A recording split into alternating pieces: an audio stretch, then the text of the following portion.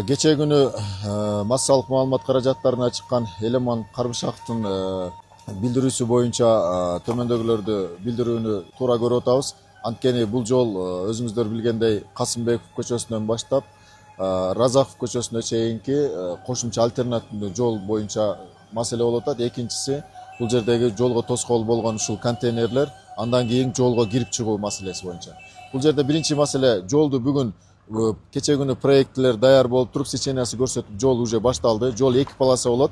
3,70-тен 2 полоса, андан кийин 2 полоса парковочный место и обочина деп коет. Ушул башты мындай айтканда 4 полоса болуп эсептелет. Баштан аягына чейинчи бул кошумча жол болуп эсептелет. Жолдун курулуш иштери бүгүн азыр техникалар келип, тез жактан Разаков көчөсүнөн башталып атат. Ал эми бул контейнерлерди биз жетекчилик менен сүйлөшкөндө жолду баштасаңар биз толугу менен алып беребиз деген. Азыр биз жолду баштадык. Бүгүн кечке маал ушу электр энергияларын үзүп туруп, бул бүгүн кеч алып бере турган болушту. Уже сүйлөштүк, бүгүн кеч алып беришет. Ал эми жолдун Кудайберди запчас базарынын ичине кирип чыгуу акы төлөнүүчү маселеси боюнча түшүндүрмө берип кетейин. Эгерде аркадан кирип бул ТЭЦтин жолуна чыгам дей турган болсоңуздар, запчас базардан эч кандай машинаны оңдоп же бир башка нерсе кылбай турган болсоңуздар, анда акы алынбайт.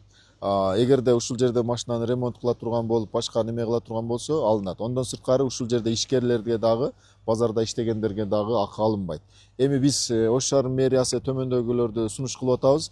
Баягы обл больницадагы, аэропорттогудай кылып туруп, шлагбаум коюп туруп 30 мүнөткө чейин. 30 мүнөт ушул жерден кирип чыга турган болсо акы алынбайт. Ал эми 30 мүнөттөн ашкан болсо акы алына турган кылып туруп кыла турган болду. Муну кийинки айлардан уже булар сүйлөшүп, уже шлагбаумду баштай турган болду. Ал эми бул жактагы жогорудагы контейнер пискоблок менен урулуп навес боюнча айтсак, бул навес бул биздин долбоорго кирбейт. Бирок ал жерге кирип чыккан заезди биз бере албай калабыз. Анткени жолдун көп мындай аралыгын ээлеп калып атат. Буюрса жолду баштадык, контейнерлер алынат. Ал эми бул жактагы акы төлөнүүчү маселеси боюнча түшүндүрүп кеттим.